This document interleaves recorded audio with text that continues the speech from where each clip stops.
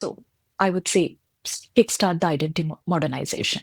Yeah, Justin, I kind of wanted to pull you into the same kind of topic here because one, I wanted to clarify, right? I'm not talking about old vendors versus new vendors. It's not really about the vendor, it's about the technology, but also the approach. Can the approach be the same for managing the cloud as you took with the on-prem? And I think identity kind of follows technology. So cloud's the advancement, and does identity need to change to support that advancement?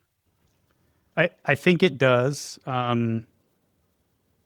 Fortunately, there are a lot of tools out there now to help manage the complexity that gets introduced via cloud.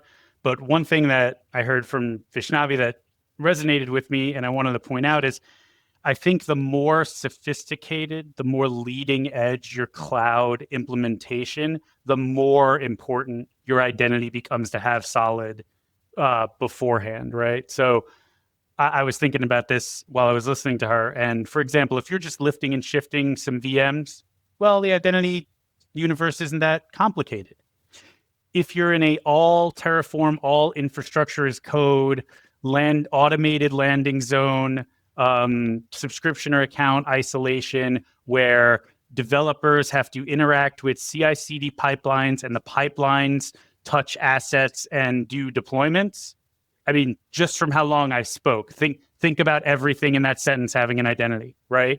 So what I've seen really be really important is getting your RBAC roles down in cloud is one thing that's super important, especially when you have this multi-persona cloud program, right? Where you have end users who mostly just interface through whatever endpoint the app has, like a web page, which is the most common, right? And then you have architects, engineers, developers, and they're all interacting with potentially pipelines and cloud infrastructure directly. Well, things just got a lot more complicated, right? Because you need those developers to have the roles they need to do their work, and you want to try to make that as frictionless as possible with some kind of self-service.